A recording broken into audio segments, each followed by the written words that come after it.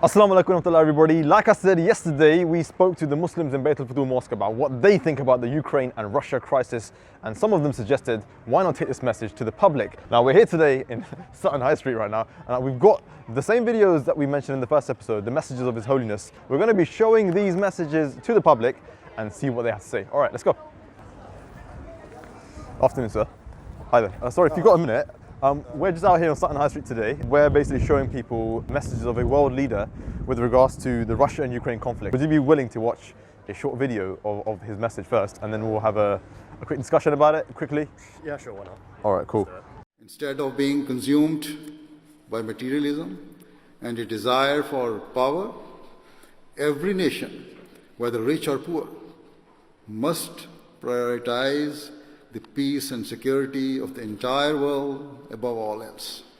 Instead of embarking on an arms race leading to death and destruction, we must join the race to save and protect humanity.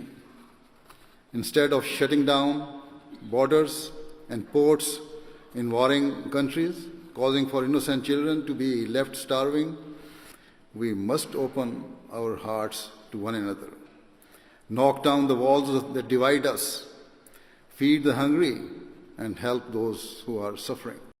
Storm clouds forwarding us of a third world war are getting heavier by the day. The effects of such a war would last for decades to come.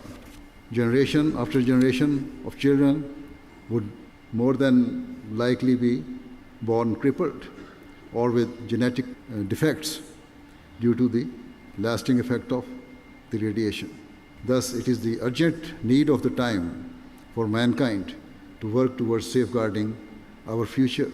His Holiness has briefly spoken about the need for dialogue over scare tactics. What do you think about that? I think, I agree with the message. Essentially, it's always the poorer people that suffer from all the countries. Yeah. The biggest issue is that while the world leaders may be sort of putting the sanctions upon each other, it's always the ones at the bottom end of the scale that always feel the effects of those. All right. So that's the short message. In just a few short words, what do you think about the situation and what this message says? I agree with the message. Okay. Did you know that Russia's nuclear arsenal, if they just dropped 300 nuclear weapons on the capital of the US, it would kill 70 million people in half an hour? I know that. That's crazy. Personally, I don't want a war. No, I got a kid, mate. Oh, okay. You know, I don't want him to be raised in knowing that there's a war going on. So the discussion to be had between the leaders to put all their political differences aside and come together to try and find a real resolution to this is probably the best way forward. How important do you think God is? Because as Muslims, we believe that as long as we remember that we're all children of God, we have this sense of unity among us. But when we forget that, it can become problematic. What do you think about that? I believe in God as well. But at the end of the day, everyone sees how many soldiers on one side that die. What about the other side? You know? They're all humans, right? Exactly. Well, I don't think it's more. I don't think World War III is going to break out at the moment, but it's always a risk. No one would have thought he was going to actually invade Ukraine like that. So, I mean, it's a risk that's there. So, if not war, what do you think is another solution that we could use other than killing each other? Well, let every country deal with its own problem. Okay.